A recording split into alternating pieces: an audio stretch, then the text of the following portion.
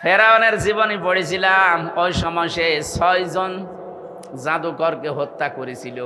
কেউ লিখেছে 7 জন। 7 জন জাদুকর হযরত মুসা আলাইহিস সালামের প্রতি ঈমান আনার কারণে তাদেরকে সে হত্যা করেছিল। হত্যা বলতে তার প্রথমে 1 হাত কেটেছে, 1 পা কেটে দিয়েছে। কথা বলতেছেন? ভালো করে বুঝে। 1500 বছর আগে না, এটা আবার হাজার হাজার বছর আগের কথা। আল্লাহর উপরে ঈমান আনার কারণে, হযরত মুসা আলাইহিস সালামের প্রতি ঈমান আনার কারণে ওই জামানার ফেরাউন যে ছিল, এ জাদুকরদের 6 থেকে 7 জনের বিপরীত অঙ্গ কেটে দিয়েছিল, বিকলাঙ্গ করে দিয়েছিল। অথচ আমরা দেখলাম এই 24 সালের 5 আগস্টের আগ পর্যন্ত যারা দায়িত্বে ছিল ওরা 7 জন না, প্রায় 2780 জন মানুষের হাত, পা, চোখ, অন্ডকোষ কেটে ফেলা লেগেছে। আপনি একটু খেয়াল করে দেখেন, সারা দেশে সরকারি জরিপ বলছে এটা 2732 জন মানুষ মারা গেছে আন্দোলনে, আর 2780 জন মানুষ এখন হাসপাতালে এক একটা অঙ্গ হারিয়ে কাঁদতেছে। কেউ হাত হারিয়েছে, কেউ পা হারিয়েছে, কেউ চোখ হারিয়েছে, কেউ অন্ডকোষ হারিয়ে ফেলেছে। আপনি একটু মিলান, ফেরাউন যদি মাত্র 7 জনের বিপরীত হাত আর পা কেটে দিয়ে এই ইতিহাস হয়ে থাকে, ফেরাউনের নাম শুনলে মানুষ এখন ঘৃণা করে। যাদের কারণে 2780 জন মানুষের অঙ্গ প্রত্যঙ্গ কাটা পড়ে গেল, এরা বিকলাঙ্গ হয়ে গেল। বলেন তো এরা কত বড় ফেরাউন? এই মোবাইলে কথা বলেন না রে, আপনি তো শুনছেন না। 1 ঘন্টা সব বন্ধ রাখেন। কি এত গুরুত্বপূর্ণ বলা লাগবে? আপনি এসেছেন কোরআন শোনার জন্য, বোঝা লাগবে, শিক্ষা নিতে হবে। যদি না নিতে পারেন ভাই বাড়ি যেয়ে গল্প করেন, কথা বলা যাবে না। না, অনেক মানুষ ভাবছে মনে মনে যে যা বলছে সবই তো বিরুদ্ধে। আরে বিরুদ্ধে গেলে আমি কি কোরআন শরীফ বানাবো? যা আছে তাই তো বলছি, কথা বলে না কেন? এই যে 2টা বিষয় সামনে নিয়ে আসলাম। ফেরাউনের মাত্র 7 জন মানুষকে বিকলাঙ্গ করে দিয়ে যদি এত বড় ইতিহাস তৈরি করতে পারে ফেরাউন, এখনো পর্যন্ত মিশরের জাদুঘরে আছে। মানুষ যায় আর ঘৃণা করে, থুতু ছিটায়, কথা বলেন না কেন? 24 সালের 5 আগস্টের আগ পর্যন্ত যাদের কারণে শুধু 7 জন না, 2780 জন। আমি কুষ্টিয়ায় 6 তারিখে গিয়েছিলাম, যে দেখে হাসপাতালে ওই যে আগস্টের 6 তারিখে কারো হাত নেই, কারো পা কেটে ফেলেছে, কারো চোখ নেই, অন্ডকোষ উড়ে গেছে। আর 14 জন তো জায়গায় মারা গেছে, পরে 2 জন 16 জন।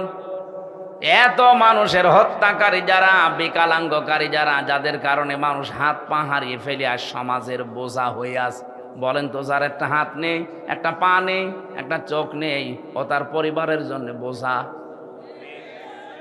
তার সমাজের কাছে সে বোঝা, তার এই রাষ্ট্রের কাছে সে সারা জীবন যতদিন বেঁচে আছে বোঝা হয়ে বেঁচে আছে। এই কাজ যারা করে গেল, এরা কিয়ামতের দিন আমার মনে হয় ফেরাউনের সাথেই উঠবে। প্রথম নাম্বারটা কি বললাম? আবু জেহেল মাত্র 14টা কর্মসূচি নিয়েছিল নবীজির বিরুদ্ধে ষড়যন্ত্র করে। এই জন্য আবু জেহেলের নাম আজ পর্যন্ত কেউ রাখেনি। এই 1500 বছরে আমি কত ইতিহাস পড়ে দেখেছি, কেউ ছেলের নাম আবু জেহেল না। হ্যাঁ, জাহাল হক আছে একজন, আবু জেহেল নেই। এত বছর পার হওয়ার পরও যদি এই 14টা ষড়যন্ত্রে ওর নাম কেউ না রাখে, আপনি এই 15.5 বছরে 15টা ষড়যন্ত্র এই দেশের বিরুদ্ধে, মানবতার বিরুদ্ধে, ইসলামের বিরুদ্ধে করেছেন। আজকে আমি একটা শুরু করছি, সেটা হচ্ছে সমকামিতা। এই ষড়যন্ত্র করে জাতিকে আজ ধ্বংস করার একটা পায়তারা এটা। আল্লাহ পাক ওই কথাটা এখানে লূত নবীর জীবনী থেকে নিয়ে এসে আমাদেরকে শোনাচ্ছেন। ভালো করে শোনো। অমাকারু মাকারন ওয়া মাকারনা মাকরন, শব্দ কিন্তু এক, কিন্তু অর্থ 2টা। আল্লাহ বলেন কাফেররা ষড়যন্ত্র করেছিল আর আমি আল্লাহ করেছিলাম কৌশল, অথচ শব্দ একই। বলে কাফেরদের বেলায় যেটা ষড়যন্ত্র, আল্লাহর বেলায় সেটা কৌশল।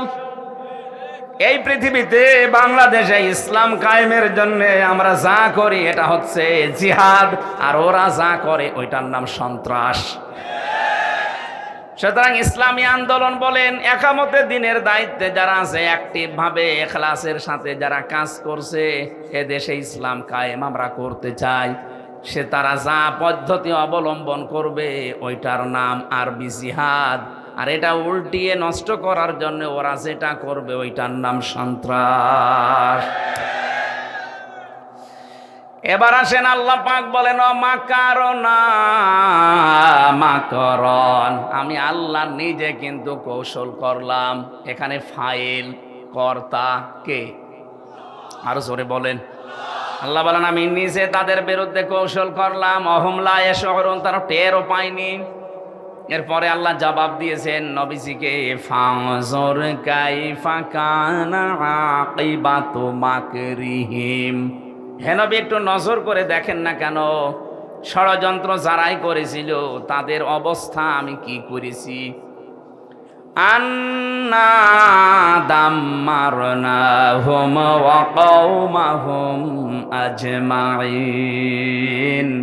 এ আন্না এর ফাইল সরাসরি আল্লাহ, দাম্মারনা এটাও জমা মুতাকাল্লিমের পরে হোম দিয়েছেন।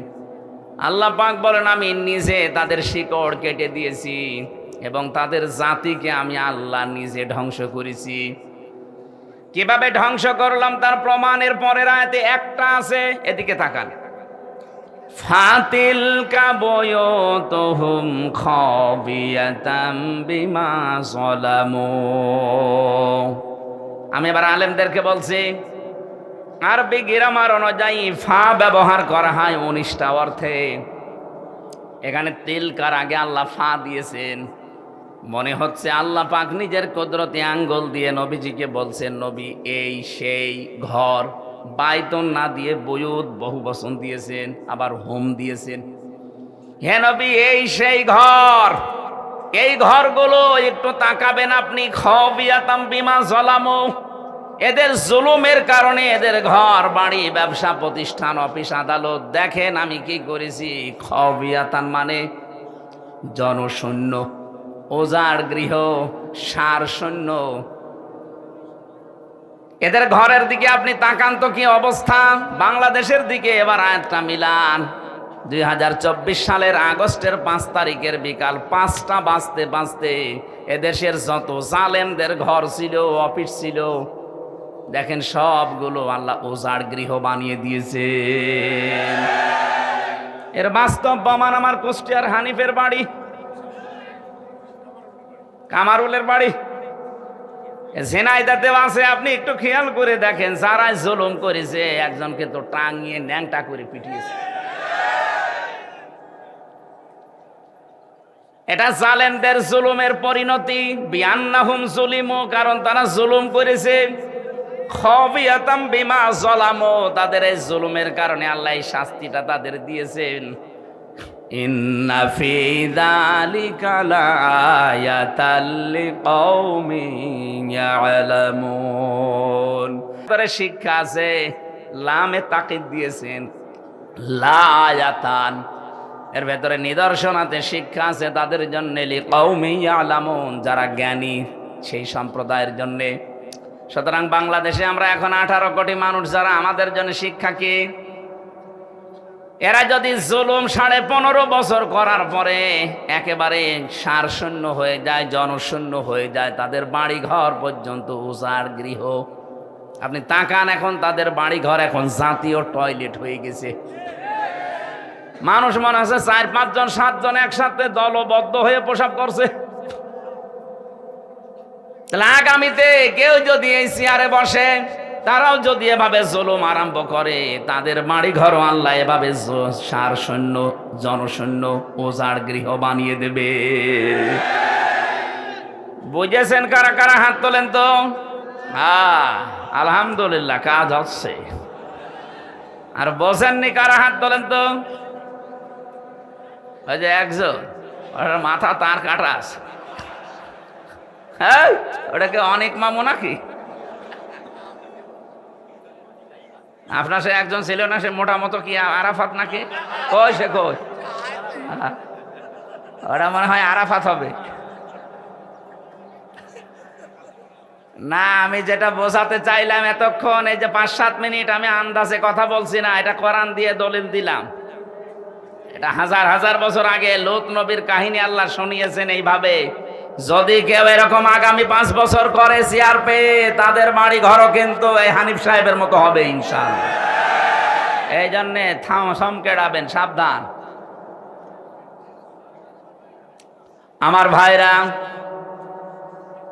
যে কথা তোলার জন্য পর্যন্ত এসেছিলাম, কোরআনে কারীম যারা শুনতে এসেছি, এর পৃথিবীর শ্রেষ্ঠ নিয়ামতের ভেতরে এইটা একটা। আল্লাহ পাক বলেন, আমার পক্ষ থেকে যত নিয়ামত আমি দিয়েছি, সব চাইতে বড় নিয়ামতের নাম 3টা। 1 নম্বরে কোরআনে কারীম, কুল বিফাদলিল্লাহি ওয়া বিরহমাতিহি ফাবিযালিকা ফালিয়াফরাহু হুয়া খায়রুম মিম্মা ইয়াজমাউন।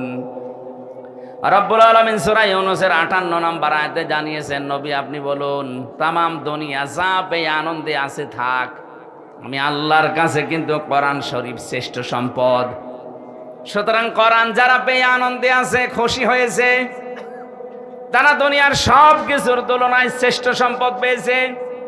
আজকের এই আলোচনার সাথে সম্পর্ক কিসের? আরো জোরে বলেন। এই যে সুন্দর করে সাজিয়েছে, কিসের কারণে? শুধু হামজা আসবে এজন্য সাজাতো। কতবার তো হামজা এমনিতে ওহাব ভাইয়ের বাড়ি, আরজান ভাইয়ের বাড়ি এসেছে, কই সাজাইতো নি, আজকে এসেছে কোরআনের জন্য, এজন্য এত সাজগোজ। এই জন্য দুনিয়া থেকেও যদি কোরআনের প্রসারে, কোরআনের শিক্ষায়, কোরআন কায়েমে টাকা খরচ করে, কিয়ামতের দিন ওই টাকার হিসাব আল্লাহ নেবেন না। 2 নম্বরে কেউ যদি পরিবারস্থ লোকদের জন্য তাদের জায়েজ কাজ মেটাতে খরচ করে, ওই টাকার হিসাব দেওয়া লাগবে না। 3 নম্বরে যদি কেউ জিহাদের ময়দানে কাজ করে, ওখানে যদি আপনি যেতে নাও পারেন, ওদের পেছনে খরচ করলে ওই টাকারও হিসাব দেওয়া লাগবে না। তাহলে হিসাব হবে না কয়টা জায়গায় টাকা খরচ করলে? আরো জোরে। 1 নম্বরে কোরআনের কারণে, 2 নম্বরে পরিবারস্থ লোকদের জন্য, 3 নম্বরে জিহাদের ময়দানে যারা কাজ করে তাদের জন্য। আশা করছি আমার কথার অর্থ আপনি বুঝেছেন। কথা বলেন না কেন? কিন্তু আজ আমরা এই সমস্ত জায়গায় আনন্দ পাই না, খুশি না। আমরা আনন্দ করি অনেকে সুদ খেয়ে। না, এদেশে সুদ নেই।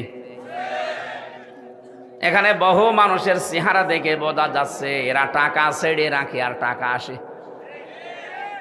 1000 টাকা ছেড়ে রাখে, মাসে মাসে 1100 টাকা করে পায়। কি কথা বলছেন এখন? এটা মায়ের সাথে সুদ খাওয়া, জেনা করার গুনাহ। কল্পনায় যেটা আসে না সেই কাজ আপনি করতেছেন, আর আপনি নামাজ পড়েন। এই জন্য এই কাজে যারা আছেন, টাকা ছেড়ে রাখেন, টাকা আসে। অনেকে বলে আমি লাভ খাই, ইন্টারেস্ট খাই, জিনিস একই। কথা বলে না কেন? ও টয়লেটও যার নাম, গো তার নাম, জিনিস আলাদা। জিনিস তো একই, নাম আলাদা দিলেই হবে।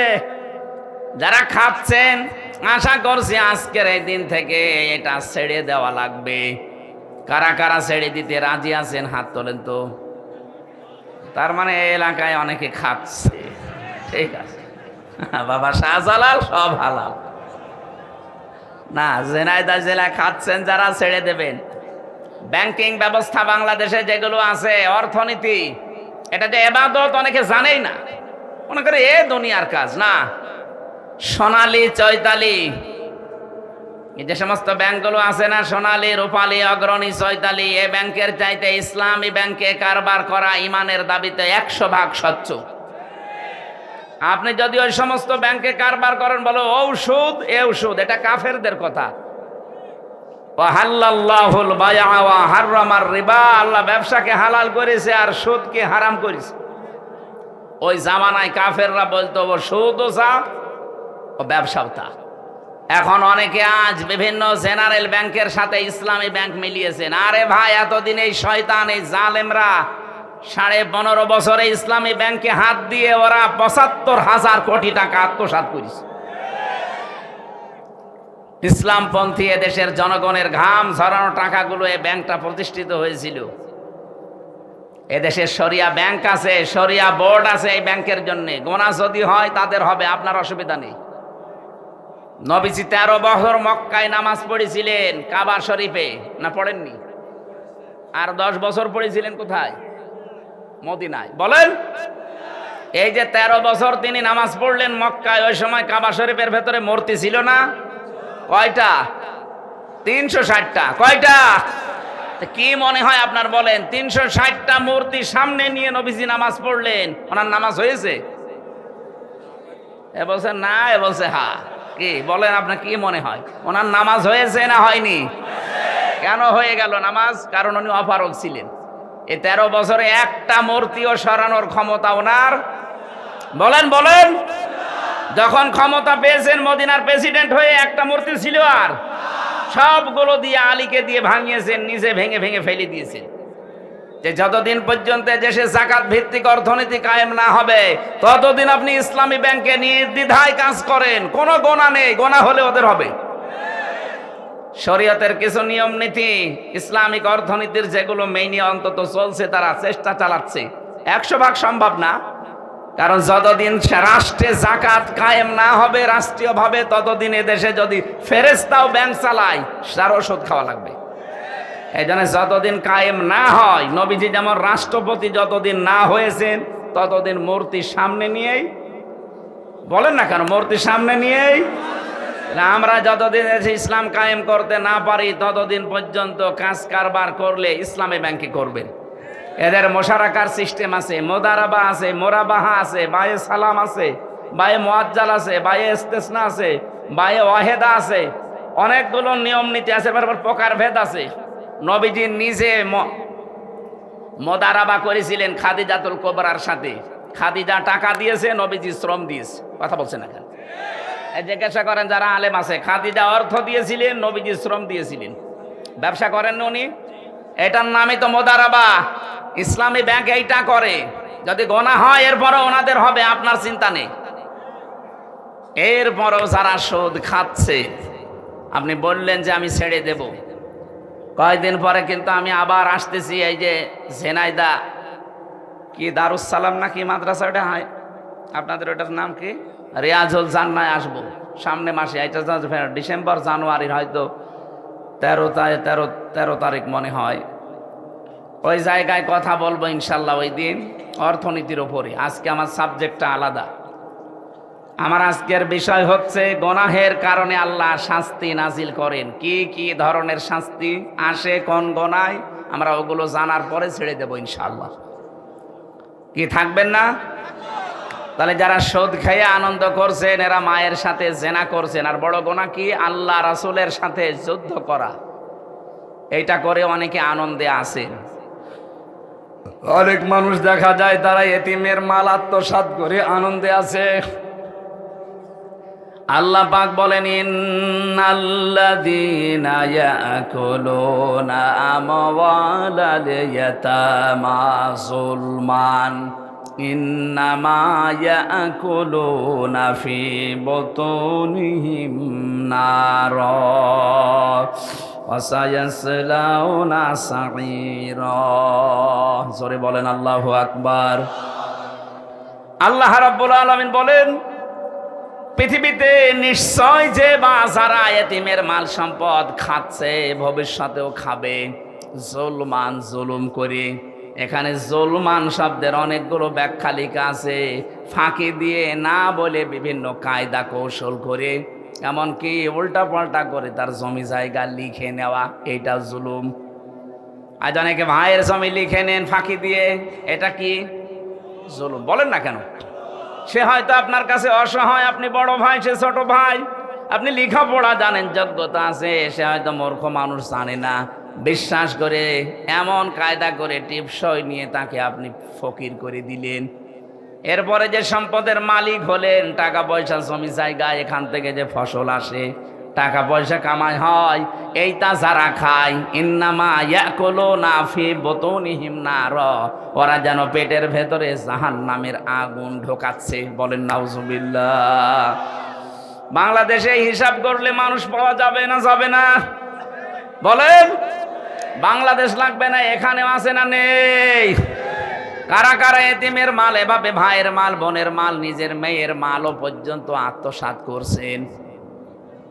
যারা শরিক ফাঁকি দেন মানুষের, দুইটা গোনা হবে আপনার।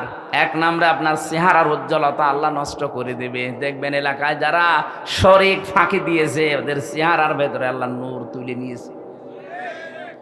এখানেও আছে, আমি চেহারা দেখলেই বলতে পারবো শরিক ফাঁকি দিয়েছে। আপনি দাঁড় করান লাইন দিয়ে, দেখলেই বোঝা যাবে যে হ্যাঁ ও মেরে খায়। এক কথা বলছেন না কেন? দ্বিতীয়টা কঠিন, মরণের সময় আপনার ঈমান নসিব হবে না, আপনি বেঈমান হয়ে মারা যাবেন। আপনি ভাইকে, বোনকে, অন্যকে ফাঁকি দিয়ে বিশাল সম্পদের পাহাড় তৈরি করে গেলেন। কি হবে আপনার এই সম্পদ? বাস্তবতা কি বলে বলেন? আপনি 200 বিঘা জমির মালিক, এদিকে থাকান, 500 বিঘা জমি আপনি তৈরি করে গেলেন। 100 বছর পরে তো আপনার থাকবেন না, নাকি বলেন? বলেন, বিবেক দিয়ে ভাবেন। 200 বছর পরে আপনি আবার দুনিয়ায় আসলেন, 100 বছর পরে মরে গেলেন, 200 বছর পরে আসলেন, মাত্র 300 বছরের ব্যবধানে যদি এই 500 বিঘা জমি আপনার ছেলের ছেলের ছেলে, যারা 3 পুরুষের পরে, এরা ব্যবহার করবে কি? আপনি যদি এসে বলেন যে এগুলো আমি কিনেছিলাম, এ বাড়ি আমার, দাঁত মুখ খুলে ফেলবে। ইয়ার কি মারো কে তুমি? তোমার যদি থাকার জায়গা না থাকে, শৈলকুপা বাজার মসজিদের বারান্দায় রাত থেকে ফটো, এখানে আর জায়গা নেই। এটাকে হাসির খোরাকি দিলাম? চিন্তায় তো মাথা নত হয়ে যাওয়ার কথা, যে কি শুনছি, কার জন্য আমি করলাম। আর যারা ঘুষ খায়, কি করছেন আপনি ঘুষ খেয়ে? বিশাল বিশাল ফ্ল্যাটের মালিক হবেন, জমি জায়গা, টাকা পয়সার আপনি সম্পদের পাহাড় তৈরি করে রাখলেন। আপনি মাত্র 200 বছর পরে ফিরে আসেন, এই ফ্ল্যাটে জীবনও আপনাকে আর উঠতে দেবে না।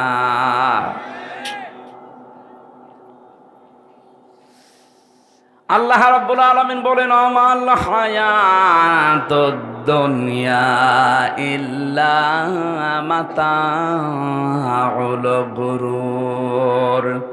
হে নবী, পৃথিবীর জমিনটাই কিন্তু এরকম একটা ধোঁকা। এটা কি?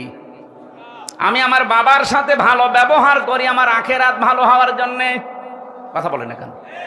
আমি আমার বাবাকে যদি ছেড়েও দেয় আমার আখেরাত ভালো হওয়ার জন্যে, আর দেখে যদি উনি আল্লাহ রাসূলকে মানে না, এরকম বাবাকে আমিও মানি না। আমি আমার মায়ের সাথে ভালো ব্যবহার করি আমার নিজের জন্যে, আমার আখেরাত তৈরি করার জন্যে। মাকেও যদি ছেড়ে দেওয়া লাগে, যদি দেখি না এও আল্লাহ রাসূলের বিরুদ্ধে অবস্থান নিয়েছে, ভালো ব্যবহার করব, কিন্তু মন থেকে মেনে নেওয়া সম্ভব না। এই কথা বলেন না কেন?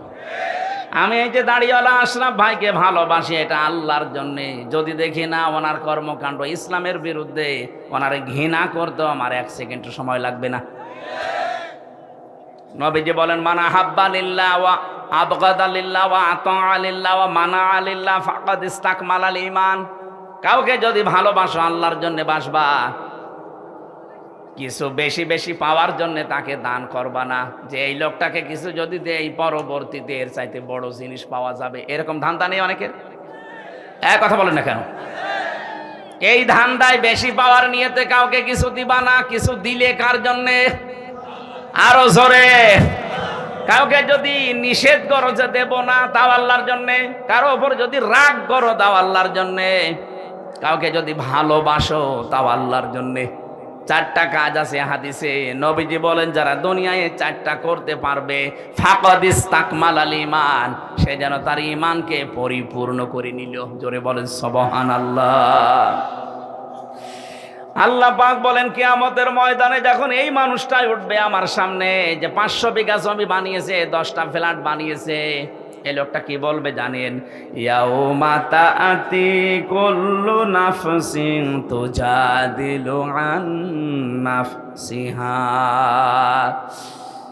শব্দের দিকে খেয়াল করেন, আল্লাহ মনে হচ্ছে আমার নাম ধরে বলছে। কুল্লু নাফসিন, প্রতিটি ব্যক্তি, আশরাফ হতে পারে, হামজা হতে পারে, আরজান হতে পারে, ওয়াহাব হতে পারে। প্রতিটি মানুষকে আল্লাহ যেন আলাদা আলাদা আলাদা করে ডাক দিয়েছেন। ইয়াউমা তাতি কুল্লু নাফসিন, প্রতিটি ব্যক্তি কিয়ামতের দিন তুজাদিলু আন নাফসিহা, নিজের পক্ষে যুক্তি তর্ক প্রমাণ হাজির করবে আল্লাহর সাথে ঝগড়া করার জন্য। আল্লাহর কাছ থেকে বাঁচার জন্য যুক্তি প্রমাণ রেডি করবে যে আমি এই কারণে করেছিলাম, আমি নামাজ পড়তে পারি না আমার সন্তানের কারণে, কারণ তাকে সুখে রাখতে গিয়ে আমি সারা দিন মাঠে কাজ করেছি, সেজদা দেওয়ার সময় পাইনি। এটা যুক্তি। আপনার আর কয়টা ছেলে মেয়ে? হযরতে ইয়াকুব নবীর দিকে তাকান, তার 12টা সন্তান ছিল। কয়টা বলেন? শুধু ছেলেই ছিল তার 12টা। তো এতগুলো সন্তানের কারণে কোনোদিন আল্লাহর বিধান থেকে তাকে তো টলাতে পারেনি। আপনি 2টা 5টা ছেলে মেয়ের কারণে আল্লাহর বিধান বাদ দিয়ে দেন, যুক্তি প্রমাণ করবেন, আল্লাহর কাছে খাড়া করবেন। আল্লাহ বলেন তো যা দিল আন নাফসিহা, প্রতিটি মানুষ তার নিজের পক্ষে খাড়া করবে যুক্তি তর্ক। অত আফা কুল্লু নাফসিম মা আমিলাত ওয়া হুম লা ইউযলামুন, প্রত্যেককে আমি আল্লাহ পরিপূর্ণ করে দেব তার কাজের প্রতিদান, কিন্তু তার উপর আমি জুলুম করব না। যে যতটুকুই করেছে কিয়ামতে আল্লাহ তাকে ওই পরিমাণ দেবেন। আমার এবার আয়াতের আলোচনা শুরু হচ্ছে। যেটা বললাম একটা 111 নাম্বার আয়াত সূরা নাহালের। এখন যেটা আমরা তেলাওয়াত করেছিলাম এটা সূরা নাহালের 112 নাম্বার আয়াত। এই আয়াতের ভেতরে আল্লাহ একটা কারিয়া, একটা জনপদ, একটা গ্রামের উদাহরণ দিয়েছেন আমাদের সামনে। খুব ভালো করে মিলাবেন। গ্রামটা এই হাবিবপুর হতে পারে। নির্ধারিত নাম আমি তাফসিরে পাইনি। কোন মুফাসসির হয়তো মক্কা নগরীর নাম দিয়েছেন, না, এটা ঝিনাইদহ জেলার শৈলকুপা থানার হাবিবপুর হতে পারে। আপনি একটু মিলাবেন, দেখবেন এই গ্রামের সাথে মেলে কিনা। আমার কথা বোঝা যাচ্ছে তো? আমি তো মনে হচ্ছে যে একেবারে ক্লাসের মতো বললে ছাত্র যেভাবে বোঝে ছাত্ররা ঠিক ওইভাবে বুঝতেছে। হ্যাঁ, কিছু যদি পাগল ছাগল থাকে 14 বার বুঝলেও বুঝবে না। ওরা বোঝাতে হলে কোরআন শরীফে হবে না, বুখারী শরীফে হবে না, কি লাগবে? বুখারী শরীফ। আপনারা কোরআন শরীফ, হাদিস শরীফ, বুখারী শরীফ দিয়ে যেহেতু বুঝে ফেলছেন, ভালো করে এবার বোঝেন। উপমা দিচ্ছেন, উদাহরণ দিচ্ছেন কে? আরো জোরে বলেন। এই জন্য উদাহরণ দিয়ে কোরআন বোঝালে মানুষ বোঝে ভালো। আল্লাহ পাক কোরআনে কারীম বোঝানোর ক্ষেত্রে বহু উদাহরণ কোরআনে সেট করেছেন, এমন এমন উদাহরণ দিয়েছেন। আজকে একটা উদাহরণ বলছি। ওয়াদারাবাল্লাহু মাসালান ক্বরিয়াতান, আল্লাহ পাক একটা গ্রামের উদাহরণ দিচ্ছেন, উপমা, দৃষ্টান্ত। খুব ভালো করে মিলাবেন। বললাম হাবিবপুর হতে পারে, এটা হাবিবপুর না? কি ছিল সেই গ্রামে? কানাত আমিনাতাম মুতমাইন্নাতান। 1 নম্বর ওই গ্রামটা ছিল নিরাপদ, 2 নম্বরে ছিল শান্ত নির্মল। তাহলে গ্রামের কোয়ালিটি পেলাম কয়টা? 1 নম্বরে নিরাপত্তা ছিল, 2 নম্বরে ছিল শান্ত। ইয়াতিহা রিজকুহা রাগাদাম মিন কুল্লি মাকান, বিভিন্ন এলাকা থেকে তাদের কাছে রিজিক আসতো, বিপুল পরিমাণে রিজিক তাদের কাছে আল্লাহ বিভিন্ন এলাকা থেকে বিভিন্ন কায়দায় পাঠাতেন। হয়তো ব্যবসার কারণে, বাণিজ্যের মাধ্যমে বিভিন্ন মানুষের মনের ভেতরে মায়া দয়া উদ্রেক করে দিয়ে। এতটুকু আল্লাহ শেষ করেননি। এইবার আসল কথা আল্লাহ জানাচ্ছেন, ফাকা ফারতে বিআনুমিল্লাহ, তারা যখন আল্লাহর এই নিয়ামতগুলোর সাথে কুফরি করেছে, আল্লাহর নিয়ামত পাওয়ার পরে যখন তারা ঢেকে ফেলেছে, ফাআযাকাহাল্লাহু লিবাসাল জুই ওয়াল খাউফ, আল্লাহ পাক তখন তাদেরকে শাস্তি দেওয়ার জন্যে মজা চাকাতে 2টা আযাব পাঠিয়েছেন। 1 নম্বরে তাদেরকে ক্ষুধা দিয়েছেন, 2 নম্বরে তাদেরকে ভয় দিয়েছেন। বিমা কানু ইয়াসনাউন, তারা যে কাজ করেছিল এর ফলশ্রুতিতে। বাংলা অর্থ বললাম, এবার আছেন তাফসিরে। আমার ভাইরা, মক্কা শহরের কেউ কেউ নাম দিয়েছেন এই কারিয়া। এই কারিয়া, এই গ্রামের নাম কেউ কেউ মক্কা দিয়েছেন। এই জায়গাটা পুরা আরব জাহানের ভেতরে তখন এমন শান্ত নিরাপত্তার চাদর ছিল কাবা শরীফ থাকার কারণে। রব্বুল আলামিন বলেন, অমাং দাখলাহু কানা আমিনা। এই ভালো করে এবার আমি যেখান থেকে যে পয়েন্ট বের করব, মনে করবেন ওখানে একটা নতুন শিক্ষা বের হবে। আছেন তো আপনারা? ইন্না আউওয়ালা বাইতি উবদিআ লিন-নাসি লাল্লাযী বিবাক্কাতা মুবারাকাও ওয়া হুদাল লিল আলামিন। এ পৃথিবীর সর্বপ্রথম ঘর যেটা, তার নাম বলে, যদিও কাবা, এটা মক্কায় অবস্থিত। মক্কার প্রাচীন নাম ছিল বাক্কা। আল্লাহ কোরআনে কারিমে মাক্কাও দিয়েছেন, বাক্কাও দিয়েছেন। এই বাক্কায় সর্বপ্রথম যে ঘরটা, দুইটা কোয়ালিটি এ ঘরের। এক নম্বরে মোবারকান, এটা বরকতময়। পৃথিবীর কত জায়গায় তো যাই, কত জায়গা দেখি, একটা কালো গ্লাভ দিয়ে মোড়ানো আছে। আমার মনে হয় সব মায়া আল্লাহ ওর ভেতরে দিয়ে রেখেছেন। অন্তত যারা বোঝে, উপলব্ধি করে মোবারকান শব্দটা, ওই আলেমগুলো যখন কাবার দিকে তাকায়, আমার মনে হয় অধিকাংশ আলেমের চোখ দিয়ে অঝরে পানি পড়ে। কত জিনিস তো তারা দুনিয়ায় দেখেছে, কিন্তু এর মতো সৌন্দর্য আমার আল্লাহ পৃথিবীতে আর কিছু দেয়নি। এবার রমজানে আমার বাবা মা, আমি আর আমার ওই যে মেয়েটা নিয়ে যেতে পারি নাই মাওয়াকে, আমরা যাব এবার ওমরায়। বাবা মাকে বলবো, আপনারা মুরব্বী মানুষ, রাত দিন সময় পেলেই কাবা শরীফের দিকে তাকিয়ে থাকবেন। পৃথিবীর একটাই জায়গা যেখানে তাকিয়ে থাকলে গোনা মাফ হয়ে যায়। বাড়ি যে কালকে বলবেন সুবহানাল্লাহ। যারা যেতে পারেন না, মনের ভেতরে আফসোস আকাঙ্ক্ষা তৈরি করেন, আল্লাহ রাব্বুল আলামিন মরণের আগে অন্তত কাবা দেখার তৌফিক দিও। তে তো মোবারক বরকতময় করে দিয়েছেন আল্লাহ। বারবার যারা কাবায় যাবে, নবীজি বলেন তাদের অভাব অনটন আল্লাহ দূর করে দেবে। এজন্য সময় পেলে টাকা দিয়ে আপনি ব্যাংককে, হংককে, থাইল্যান্ডে, কানাডায় না যেয়ে, বেশি টাকা খরচ হয় না, অল্প কিছু টাকা দিয়ে কাবা শরীফটা দেখিয়ে আসবেন। আপনার জীবনের অভাব অনটন আল্লাহ দূর করবে। এতটুকু আল্লাহ শেষ করেননি। মোবারকান, এক নম্বরে বরকতময়, দুই নম্বরে হুদান, এটা হেদায়েতের মার্কাজ। লক্ষ লক্ষ মানুষ, 257টা রাষ্ট্রের মানুষ সেখানে যায়, 257টা দেশের মানুষ সেখানে যায়। এক একজন মানুষ এক এক রকম দেখতে। চাইনা মানুষগুলোকে দেখলে মনে হয় এলা আলাদা ভাবে আল্লাহ হাতে বানিয়েছে। মনে হচ্ছে যে হাতে বানিয়ে 6 মিল থেকে বানিয়ে নিয়ে এসেছে। এদের নাক মুখ, এদের চেহারা দেখলে 6 মিলের ভেতরে দিয়েছিল, কাঠ হয়ে চলে এসেছে।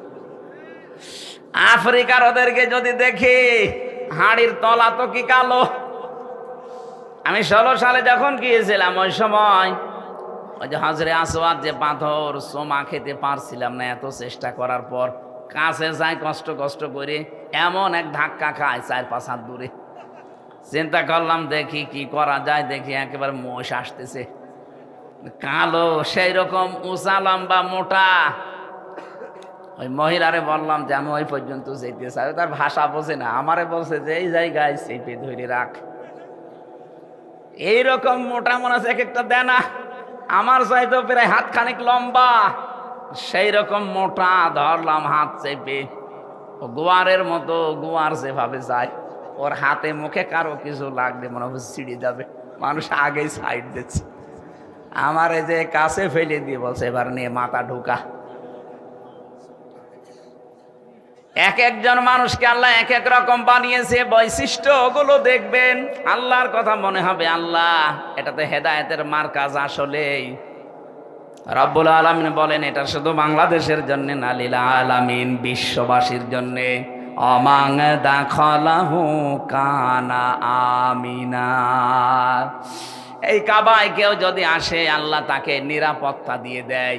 কি দেয়? আরো জোরে বলেন। এই কথাটা বলার জন্য আমি এই পর্যন্ত আসলাম। আল্লাহ বলেন কাবা শরীফ এমন ভাবে আমি বানিয়েছি, এটা পৃথিবীর প্রথম ঘর।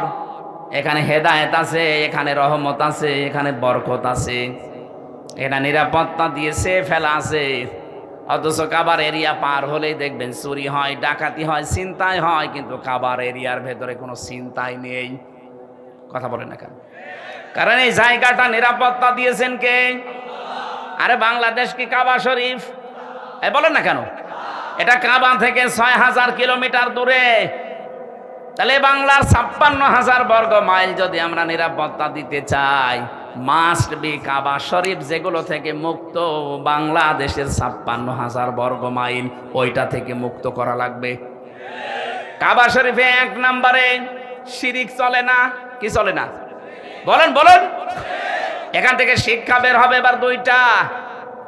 আমি আন্দাজে বলছি না, প্রতিটি কথায় দলিল আছে। সূরা আনআম ৮২ নম্বর আয়াতের দলিল, আল্লাযীনা আমানু ওয়া লাম ইয়ালবিসু ঈমানাহুম বিযুলমিন উলাইকা লাহুমুল আমনু ওয়া হুম মুহতাদুন। এটা ইবনে কাসিরের ভেতরে আছে। আল্লাহ পাক বলেন, যারা ঈমান আনে আর ঈমানের সাথে জুলুমকে মিশ্রণ করে না। এখানে জুলুম মানে শিরিক। জুলুম মানে কি?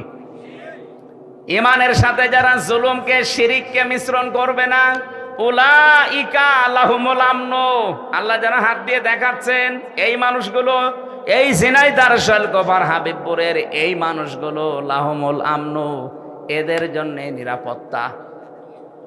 তাহলে কোন জনপদের লোকেরা, কোন দেশের লোকেরা যদি ঈমান আনার পরে ঈমানের সাথে জুলুমকে, তার মানে শিরিককে মিশ্রণ না করে, ওই জায়গাটা নিরাপত্তা দিয়ে দেয় কে? এই বাংলাদেশকে যখন শান্ত, শিষ্ট, স্বস্তি, নিরাপদ এরকম একটা দেশ আপনি বানাতে চান, দাদা বাবু কাকা বাবুদের ইশারায় হবে না, ওই সাদা চামড়াদের ইশারায় হবে না, হওয়া লাগবে শিরিক মুক্ত বাংলাদেশ। আরো জোরে। এদের শিরিক মুক্ত হচ্ছে? বলেন। আরো শিরিক যেন করে, সেই রাস্তাগুলো 15.5 বছরে মানুষ খুলেছিল, মোড়ে মোড়ে মূর্তি তৈরি করে শিরিকের কারখানা তৈরি করেছিল, আল্লাহর ওপরে আস্থা বিশ্বাস তুলে দিয়েছিল। এক কথা বলছে না কেন? সার্বভৌম ক্ষমতার মালিক আল্লাহ, এইটা পর্যন্ত বাদ দিয়েছিল। বাংলাদেশ জামাত ইসলামী এইটা বিশ্বাস করতো, এই কারণে তাদের নিবন্ধন পর্যন্ত বাতিল করে দিয়েছিল।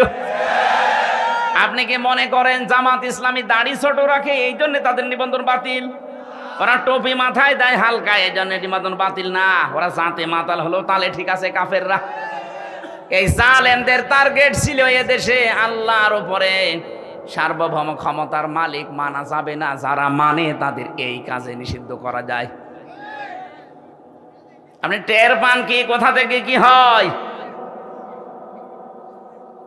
যারা সার্বভৌম ক্ষমতার মালিক আল্লাহকে মানে না, মনে করে ক্ষমতার উৎস জনগণ, এটা যে শিরিক, এই সূক্ষ্ম বিষয়টা অনেককে বুঝতেও দেয় না। পাম দেয়, হাওয়া দেয় জনগণকে, হ্যাঁ আমরা মালিক, অথচ আমাদের হাতে কিচ্ছু নেই। ভোট দেওয়ারই ছিল, সেইটাও কেড়ে নিয়েছিল। কথা বলে না কেন? আমি মনে করছি আপনারা ঠিক বুঝতেছেন। এই বাংলাদেশে আজ যারা ক্ষমতার উৎস জনগণ মনে করেন, তারা কিন্তু শিরিক করছেন। কথা বলেন না কেন?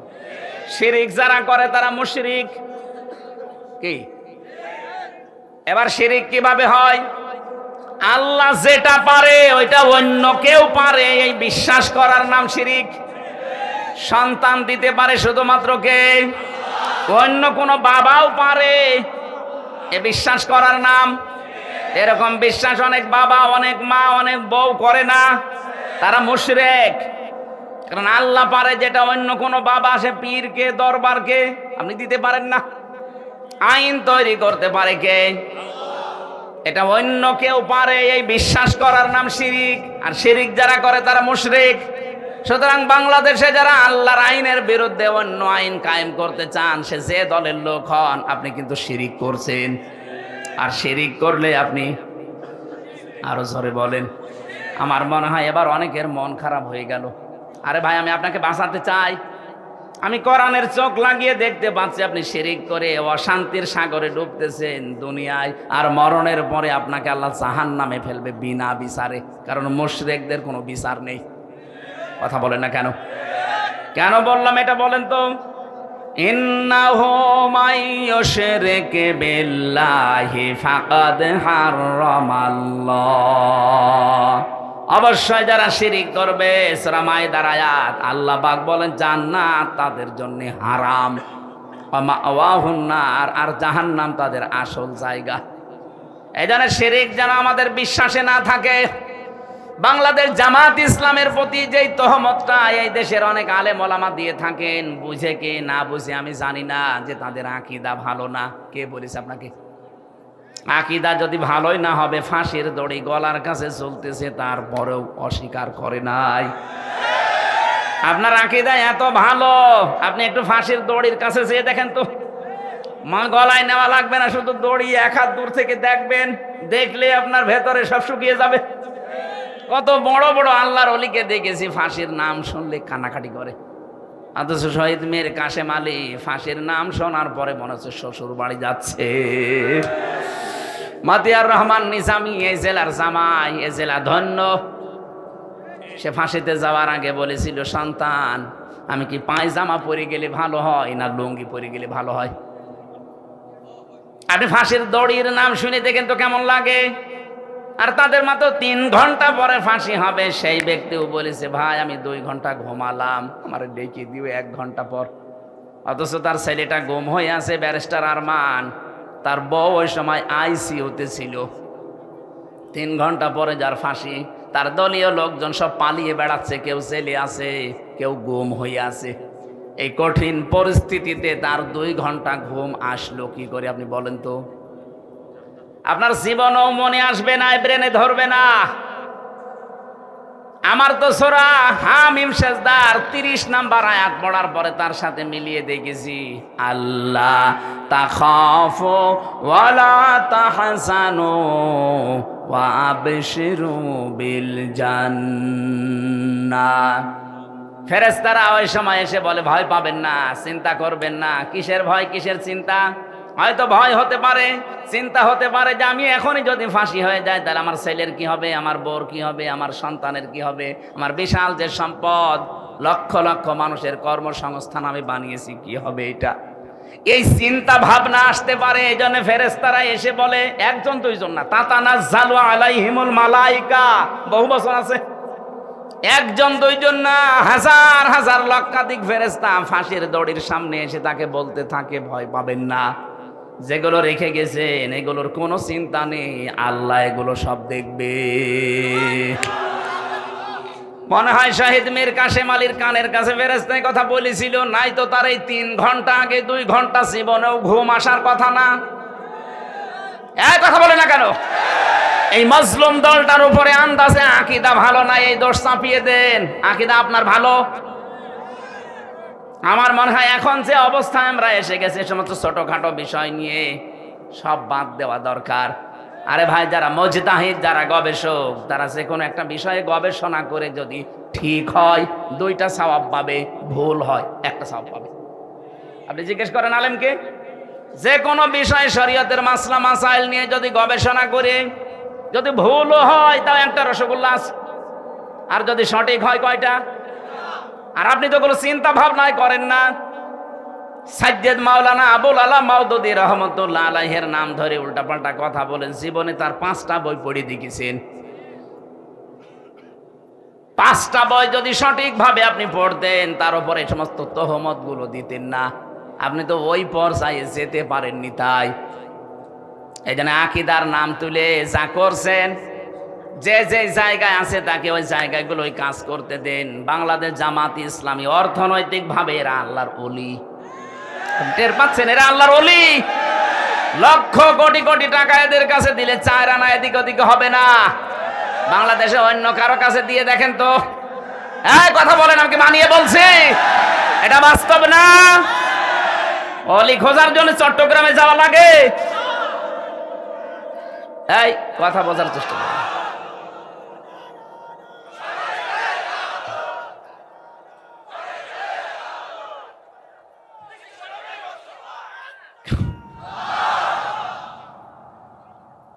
এখানে মাজলুম দলটার উপরে আমার মনে হয় উল্টা পাল্টা দোষ না দিয়ে তাদের প্রতি সহানুভূতিশীল হওয়া লাগবে।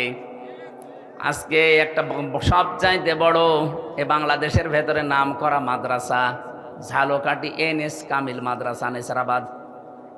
ওই জায়গায় ডাক্তার শফিকুর রহমান জামাতের আমির গিয়েছে, যে সৌহার্দ্যপূর্ণ আলোচনা হয়েছে। আমার মনে হয় সব জায়গা থেকে যদি এভাবে রেসপন্স আসে, দেশে ইসলামের বিরুদ্ধে কেউ আর থাকবে না। কওমি মাদ্রাসা হেফাজতে ইসলাম চরমনাই সহ ওনারা যে কাজগুলো করছে, ওনারা যে তালিমগুলো দিচ্ছে, ওই জায়গায় আমাদের যাওয়া সম্ভব না। ওই জায়গাগুলো তারা কাজ করছে, খুব ভালো কাজে আছে আলহামদুলিল্লাহ। কিন্তু রাজনীতি, অর্থনীতি, দেশ পরিচালনা করার জন্য যে যোগ্যতাগুলো দরকার, শিবিরের লোক, জামাতের লোক যেভাবে অর্জন করেছে, আপনি ওই জায়গায় যেতে পারবেন না। আপনি বিসিএস ক্যাডার হতে পারবেন, এই লোকটা হতে পারবে। অনার্স মাস্টার্স করেছে, বিসিএস পরীক্ষা দিয়ে যদি টিকে যায়, কালকে ওই এসপি হতে পারবে, এসপি এর পরে এসপি। আমি বিসিএস ক্যাডার হওয়ার জন্য আমি কোচিংও করেছিলাম, পরীক্ষাও দিয়েছিলাম। আমার লিখিত পরীক্ষায় পাশ হওয়ার পরে ভাই যে দেখছে আমার 14 বংশ উল্টা পাল্টা, তখন আমারে বাদ দিয়ে দিয়েছে। যদি দেখতো না এর বাবা ওই যারা পালিয়েছে তাদের দলের সভাপতি, এই কথা বলছেন এখানে, যদি দেখতো এর দাদা ওই দলের সেক্রেটারি, বলতো ঠিক আছে সব মাফ, আল্লাহর ওলি আজকে থেকে এএসপি। জিজ্ঞেস করেন, 100% বলতো। কারণ আমার সে যোগ্যতা ছিল না তা না, লেখাপড়া করলে আমি হয়ে যেতাম। আমাকে লাইন মতো উঠতেই দেননি। এই 15.5 বছর এরকম বহু চেয়ারে দেশের বহু মানুষকে আপনি উঠতে দেননি। আপনি জালেম, আর এটা মজলুম। এই জন্য অন্যান্য যারা আছেন কওমি মাদ্রাসা ভাই, আপনাদের আমরা আহ্বান জানাচ্ছি যে তালিমের জায়গাগুলো আছে, খুব ভালো ভালো কাজে আপনারা আছেন। খায়রুকুম মান তাআল্লামাল কোরআন ওয়া আল্লামা। কোরআন যে শেখে, কোরআন যে শেখায়, তার মতো উত্তম মানুষ নেই। কিন্তু এখন দেশের যে অবস্থা, জালেমদের এখনো পর্যন্ত নজর কিন্তু আছে। এই নজর থেকে মুক্ত হওয়ার জন্য আন্তর্জাতিক যে ষড়যন্ত্রগুলো চলছে, আপনার মাথায় ধরবে না, চিন্তা ভাবনা করা লাগে এর জন্য আলাদা। এখান থেকে বাঁচতে হলে আমার মনে হয় আকীদার প্রশ্ন তুলে মানুষকে আর দূরে সরানোর সময় নেই। বুকে টেনে নেন, কাছে আসেন, আগে ইসলামটা কায়েম হোক। কথা বলেন, ইসলামটা কায়েম হোক, এরপরে বলেন যে ভাই এই কাজটা ভুল হচ্ছে, এইটা শুধরিয়ে নেন, এইটা ঠিক করেন। তারা যা যা খেদমত করেছে, তার যে 50 বছরের যে খেদমত, আপনি 500 বছর পেলেও পারবেন না। কারণ 500 বছরে আপনি 450 বছর ঘুমাবেন। কথা বলছেন এখন। আর তার এই 50 বছরের হায়াতে আমার মনে হয় 30 বছর শুধু লিখেছে। আপনি টের পান কারে আন্দাজে কোন ফতোয়া দেন। এই জন্য আহ্বান জানাচ্ছি, দেশটাকে শিরিক মুক্ত করা লাগবে। আমাদের বিশ্বাসে যাদের শিরিক আছে, জামাত ইসলামের এই গঠনতন্ত্রে বিশ্বাসে আকীদায় শিরিক আছে, আপনি একটু দেখান তো যে এটা শিরিক। বলেন বলেন। আমি নাম ধরে বলছি এই কারণে, কারণ এই মাজলুম দলটার উপরে আবাহমান কাল থেকে এই দেশে একটা তহমত লাগিয়ে দিয়েছে আন্দাজে। কেউ যেন এই অবিচার করে তাদের উপরে তহমতটা দিয়ে নিজের গোনার পাল্লা ভারী করবেন না। নিজের চিন্তায় তো আমি নিজে বাঁচি না। কথা বলেন এখন। তাহলে এই দেশকে যদি আল্লাহর নিরাপদের চাদর দিয়ে ঢেকতে হয়, জুলুম মুক্ত করা লাগবে, শিরিক মুক্ত করা লাগবে। বলেন। আল্লাহ পাক বলেন, এমন একটা গ্রামের নাম বলছি শোনো, যে গ্রামটা শান্তি ছিল। এই যে আমনুন মানে নিরাপত্তা। আমনুন মানে কি? কানাত আমিনাতান মুতমাইন্নাতান, যেখানে বাস করে মানুষ আত্মতৃপ্তি পেত। মুতমাইন্না মানে কি? আত্মতৃপ্তি। বাস করলে যেখানে আত্মতৃপ্তি পাওয়া যেত, ভালো লাগতো মানুষের, শান্তি স্বস্তি, এগুলো সব ঘিরে রেখেছিল তাদেরকে। বিভিন্ন জায়গা থেকে তাদের রিজিক আসতো, বিভিন্ন ব্যবসা বাণিজ্যের মাধ্যমে রিজিক আসতো। কিন্তু এতটুকু আল্লাহ শেষ করেননি। এই রিজিক আসার পর আল্লাহর দেওয়া রিজিক খেয়ে নিয়ামতগুলো খাওয়ার পরে তারা আল্লাহর সাথেই কুফরি আরম্ভ করেছে। সবচাইতে বড় কুফরি ছিল ওই জামানার যিনি নবী ছিল মুহাম্মদুর রাসূলুল্লাহকে তারা মিথ্যাবাদী বলেছে, পাগল বলেছে, জাদুকার বলেছে, এমনকি দেশ থেকে পর্যন্ত তাড়িয়ে দিয়েছে। কথা বলেন ঠিক কিনা? 18 কোটি মানুষ মাত্র 56,000 বর্গ মাইলের এই দেশে, এতটুকু দেশ, পৃথিবীর বহু দেশে তো ঘুরলাম, কই এতটুকু জায়গায় এত মানুষ বাস করে পৃথিবীর কোন জায়গায় আমি পাইনি। এর চাইতে এই যে কয়েকদিন আগে গিয়েছিলাম মালয়েশিয়া, এর চাইতে 8 ডবল বড়। কত বলেন? বাংলাদেশে 8টা জোড়া দিলে যত বড় হবে, মালয়েশিয়া একাই অত বড়। বাংলাদেশ 14টা জোড়া দিলে যত বড় হবে, সৌদি আরব একাই অত বড়। বাংলাদেশ 59টা জোড়া দিলে যত বড় হবে, আমেরিকা একাই অত বড়। কিন্তু মানুষ বাংলাদেশের চাইতে কম জায়গা হিসাবে। কথা বলেন না কেন? তাদের যে বিশাল জমিন পড়ে আছে, সেই তুলনায় মানুষ একেবারেই কম। আমাদের এতগুলো মানুষ, অথচ জায়গা যতটুকু।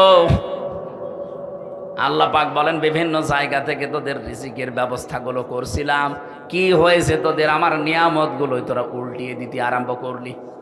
পুরুষে পুরুষে বিয়ে, এই যে তহমত, যেটা কি বলেন নাম, সমকামিতা আরম্ভ করলি। এইটার স্লোগান পর্যন্ত দিচ্ছে। 3 দিন আগে কুষ্টিয়ায় 2 মেয়ে আন্দোলন করেছে যে আমরা 2 জন বিয়ে করব, যদি বিয়ে না দেয় 2 জনে মরে যাব।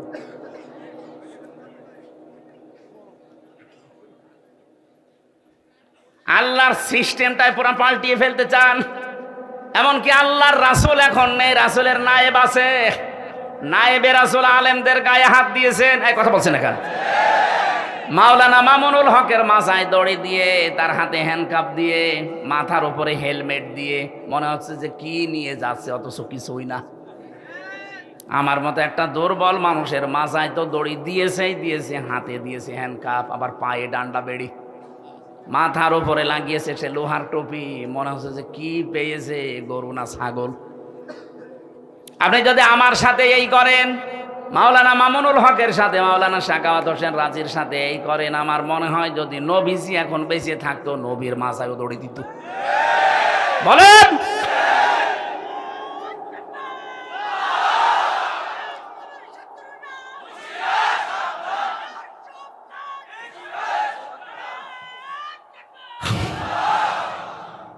ঝিনাইদহবাসী, আমি এবার যেটা নিয়ে আসতে চাই, আল্লাহ রাব্বুল আলামিন বলেন, রাগাদাম মিন কুল্লি মাকানিন ফাকাফারাত বিআনউমিল্লাহি ফাআযাকাহাল্লাহু লিবাসাল জুই ওয়াল খাউফ। মানুষ যখন আল্লাহর আইন ভুলে, আল্লাহর আলেমদের প্রতি অত্যাচার, জুলুম, নির্যাতন শুরু করে, ওই সময় ওদের পাপের কারণে আমি আল্লাহ 2টা জিনিস চাপিয়ে দেই। একটা হচ্ছে ক্ষুধা। ক্ষুধা মানে দুর্ভিক্ষ। ক্ষুধা মানে কি বলেন? বলেন? দুর্ভিক্ষ আসা আরম্ভ হয়েছিল। আলেমদের উপরে যা আরম্ভ করেছিলেন, দুর্ভিক্ষ চলে আসতো। 1500 বছর আগে বিশ্ব নবীকে যখন ওরা তাড়িয়ে দিয়েছিল, বিশ্ব নবী যখন যাচ্ছিলেন নিজের ঘর থেকে বের হয়ে হিজরত করার সময়, সেই জায়গায় দাঁড়িয়ে কাবার দিকে তাকিয়ে বলেছিলেন, কাবার মালিক, আমি কিন্তু যেতে চাইনি। কাবার মালিক, আমি খুব ভালোবাসি কাবাকে, কিন্তু এর নিষ্ঠুর সন্তানরা আমারে থাকতে দিল না। হ্যাঁ, আমি যাচ্ছি। আল্লাহ ওই সময় সূরা কসসের 85 নম্বর আয়াতটা নাযিল করেছিলেন, ইন্নাল্লাযী ফারাদা আলাইকাল কুরআনা লারাদ্দুকা ইলা মাআদ। অবশ্যই আপনার প্রতি আমি কোরআনের আইন মানা ফরজ করে দিয়েছি। হে নবী, আপনাকে আজ এই কোরআনের কারণে চলে যাওয়া লাগছে হিজরত করে, কিন্তু গ্যারান্টি দিলাম, লারাদ্দুকা, লামে তাকিদ, আমি আল্লাহ গ্যারান্টি দিচ্ছি অবশ্যই আপনাকে আপনার এই জায়গায় আমি আবার ফেরত নিয়ে আসব, কিন্তু তখন এই দুর্বল করে না, শক্তিশালী করে নিয়ে আসব। মাত্র কয় বছরের ব্যবধানে নবীজিকে আবার এই জায়গায় নিয়ে এসেছিলেন, কিন্তু বাদশা করে। কথা বলেন ঠিক কিনা? নবীজি তো 13 বছর অত্যাচার সহ্য করেছেন। বাংলার মুসলমানেরা আমরা অত্যাচার সহ্য করছি 53 বছর। তার ভেতরে 15 বছর আরো বেশি। উনি 13 বছর, আমরা 15 বছর, 2 বছর পার করে ফেলেছি বেশি। উনি যদি 13 বছর অত্যাচার সহ্য করার পরে 10 বছর প্রেসিডেন্ট হতে পারে, আমার মনে হয় নবীজির এই জীবনী বাংলাদেশেও মিলবে। 15 বছর আমরা যারা জুলুম, নির্যাতন, অত্যাচারের শিকার হয়েছি, তাদের হাতে আল্লাহ 10 বছর বাংলাদেশ তুলে দেবে।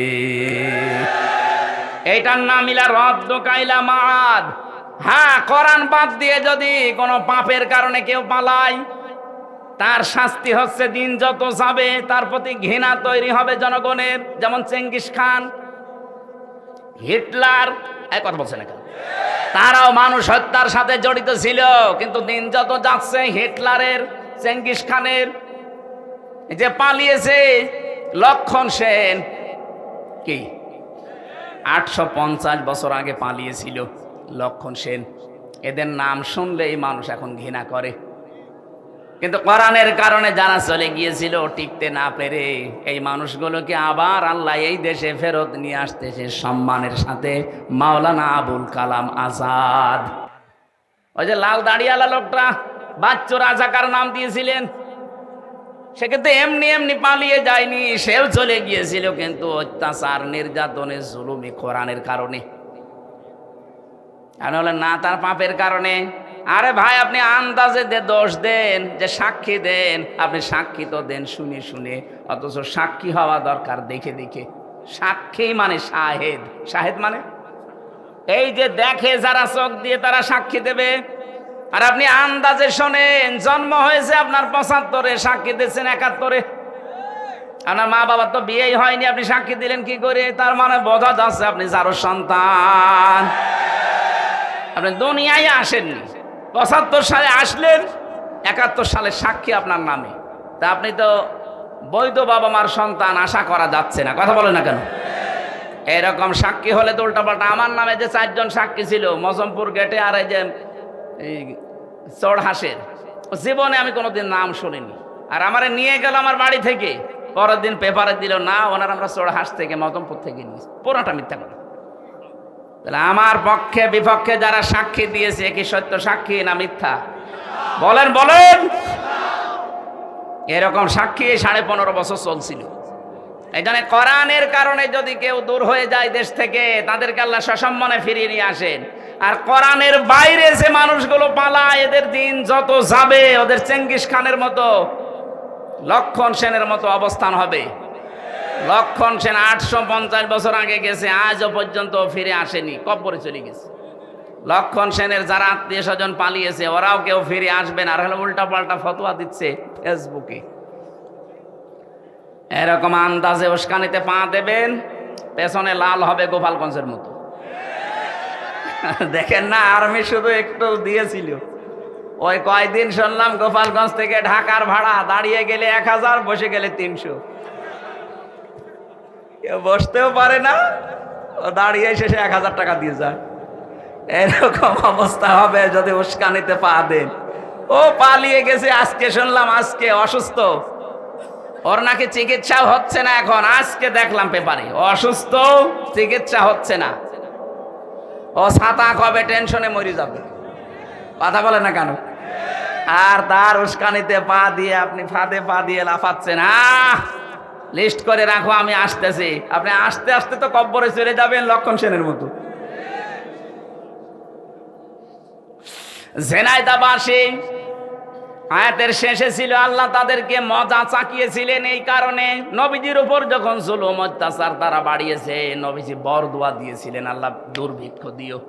এমন দুর্ভিক্ষ দিয়েছিল তাদের, খাবার আসা ওই আশপাশ যে ইয়ামেন থেকে, সিরিয়া থেকে, কুয়েত থেকে, কাতার থেকে খাবার বন্ধ হয়ে গিয়েছিল। এটা নবীদের বরদোয়া।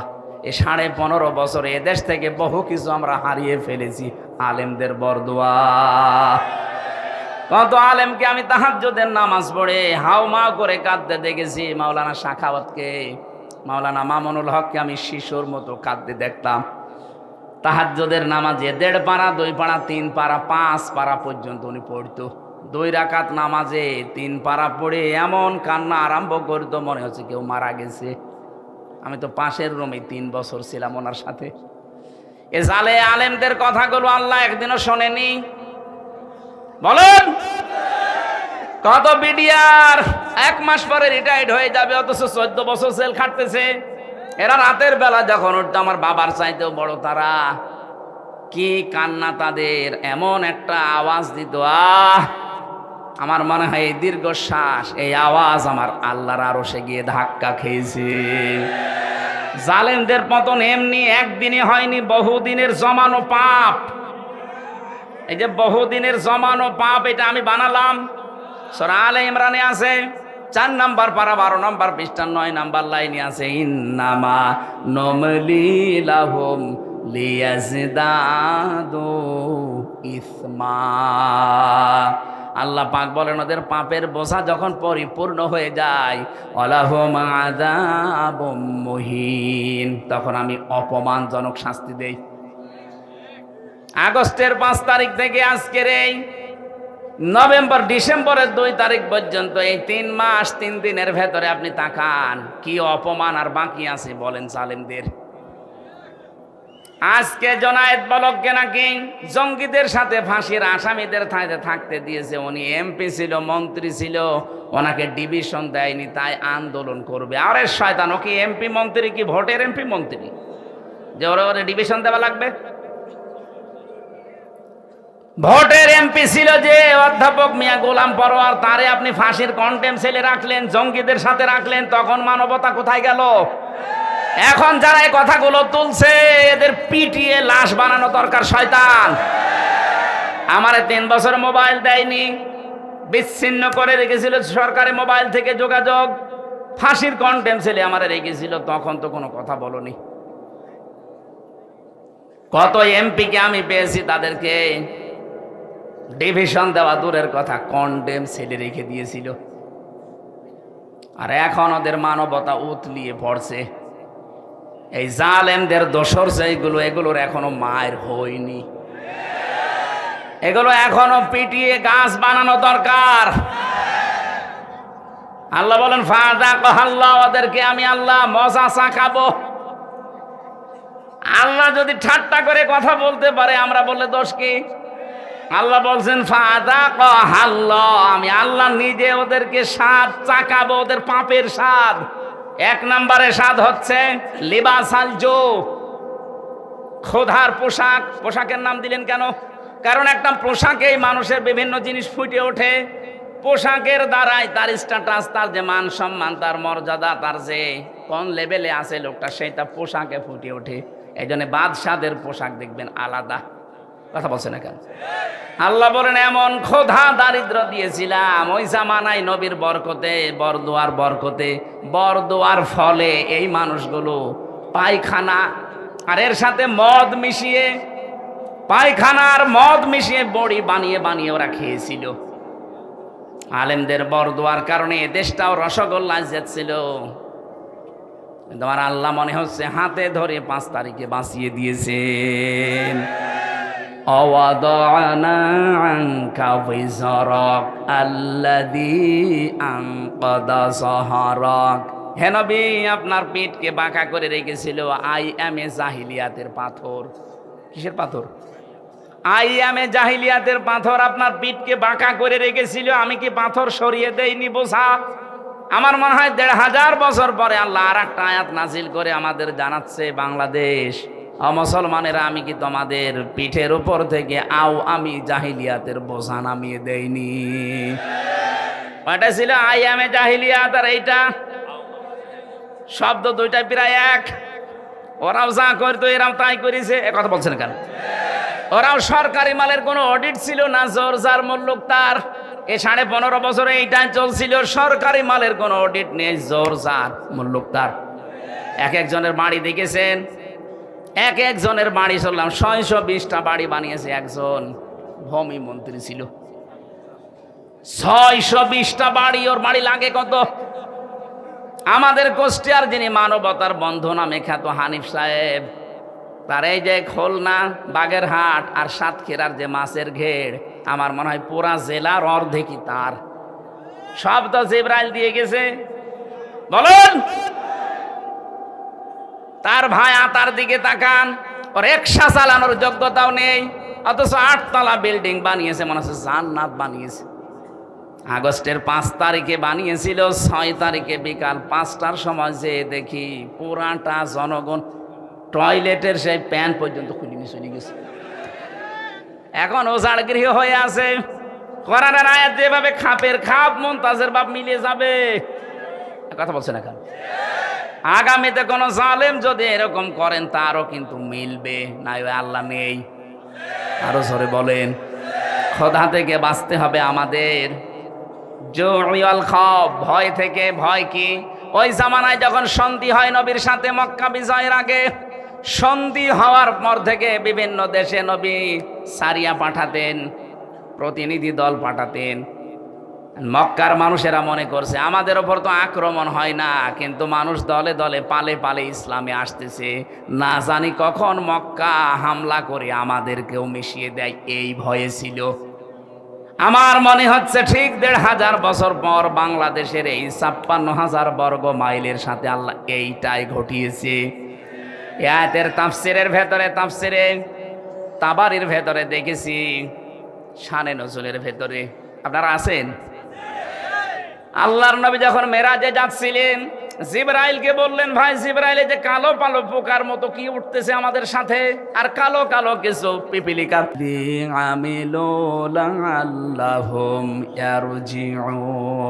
বলেন আল্লাহু আকবার। আল্লাহ বলেন, জলে স্থলে যে বিপদ আপদ গুলো দেখতে পাও, এই যে মহামারী, খুন খারাপি, চুরি ডাকাতি, এই অসুখ, নতুন নতুন অসুখ আসে, করোনা, কি কি আসে, এগুলো দিতে চাই না, তোমাদের হাতের কামাই করা পাপের ফসল। আরো আমি আল্লাহ মাফ করে দেই। আমি চাই যে তোমরা ফিরে আসো, যা করো সব শাস্তি যদি দুনিয়ায় পাঠাতাম, শ্বাস ফেলার সময় পেতে না। ওমা সাবাকুম মিন মুসিবাতিন ফাবিমা কাসাবাত আইদিকুম ওয়া ইয়াফু আন কাসীর। বলেন আল্লাহু আকবার। সূরা শুরার ৩০ নম্বর আয়াতে আল্লাহ জানিয়েছেন, যা করো সব পাপের শাস্তি যদি দুনিয়ায় ফেলতাম, একটা শ্বাস নেবে সে সময়ও পেতে না। আমি অধিকাংশগুলো আমার গাফফার নামের খাতিরে মাফ করে দেই। বলেন সুবহানাল্লাহ। এই জন্য আমরা এখন থেকে সাবধান, যে যে অপরাধ করছি এইটা কিন্তু ঘুরে আমার প্রতি আবার নাজিল হবে। যারা গোপন অপরাধ করেন, গোপন অপরাধের শাস্তি আছে। যারা গোনা গোপনে করেন, তাদের চেহারার উজ্জ্বলতা আল্লাহ নষ্ট করে দেবে। এদের এখানে তাকাবেন, যাদের চেহারা দেখতে খারাপ, বিশ্রী, তাকাতে মনে চায় না, মনে করবেন ও গোপনে গোনা করে। যারা ওজনে কম বেশি করে, এই মানুষগুলোর প্রতি আল্লাহ শাস্তি পাঠাবে দুইটা। এটা শুআয়ব আলাইহিস সালামের জামানায় ওই মানুষেরা ওজনে কম বেশি করতো। আজ বাংলাদেশে ওজনে কম বেশি আছে না নেই? ওজনে কম বেশি মানে খালি দাড়ি পাল্লা দিয়েই না। এই যে শিক্ষক, কলেজের শিক্ষক অধ্যাপক, সে 1 থেকে মাস্টার্স পর্যন্ত বিশ্ববিদ্যালয়ে বহু শিক্ষা বিভিন্ন জায়গা থেকে নিয়েছে, কিন্তু দেওয়ার সময় ডেলিভারিতে আর দিতে চায় না। তখন বলে প্রাইভেট পড়া লাগবে, কোচিং করা লাগবে। এইটার আর বেনাম মুতাফফিফিন। আল্লাহ পাক বলেন, ওয়াইলুল লিল মুতাফফিফিন আল্লাযীনা ইযা কাতালু আলান নাসি ইয়াস্তাউফুন। ধ্বংস হয়ে যাক ওই দোকানদারগুলো, ওই শিক্ষকগুলো, যারা নেওয়ার সময় ঠিক মতোই নেয়, দেওয়ার সময় দিতে চায় না। তখন কোচিং করো, প্রাইভেট পড়ো, এরকম নাম দেয়। আজ এই বিশ্ববিদ্যালয়ের নাম ধরেই বলছি, বহু শিক্ষক এমন আছে, ওরা তো ডক্টর, নেওয়ার সময় তো বহু জ্ঞান বিভিন্ন জায়গা থেকে তারা নিয়েছে, কিন্তু দেওয়ার সময় ছেলে মেয়েদের আর দিতে চায় না ক্লাসে। তখন ওনারা ক্লাস করায় বিভিন্ন বিশ্ববিদ্যালয়ে টাকার বিনিময়ে। আমি কি বেশি বললাম? এরকম শিক্ষক দেশে নেই? কত প্রাইমারিতে, হাই স্কুলে, কলেজে, মাদ্রাসা, এরা নিজেরা ক্লাসে ঠিক মতো পড়া দিতে চায় না। ওই পড়ায় দেবে, কোচিং করা লাগবে, ওই পড়ায় দেবে, তখন আবার প্রাইভেট পড়া লাগবে। কেন? আপনি যা পেয়েছেন নেওয়ার সময়, ওইটা দেওয়ার সময় ঠিক মতো দেওয়া লাগবে। এই জন্যই তো আল্লাযীনা ইযা ক্তালু আলান নাসি ইয়াস্তাউফুন, নেওয়ার সময় ঠিক মতো দেয়, দেওয়ার সময় কম দেয়, এরা আল্লাহর অভিশপ্ত বান্দা। এ বাংলাদেশে আছে না নেই? আমরা এরকম পাপ যদি করি, এই পাপের কারণে আল্লাহ ওইটা আবার শাস্তি করে পাঠাবে, হয় আপনার উপরে, না আপনার ছেলে মেয়ের উপরে, না নাতি নাতনির উপরে। এমন এমন শাস্তি এসে দাঁড় হবে যে জীবন দিয়ে হলেও সে শাস্তি আর তুলতে পারবেন না। আপনার ছেলে যদি একটা আসে 100 কানা, আপনি 50 বিঘা জমির মালিক হয়ে কি করবেন?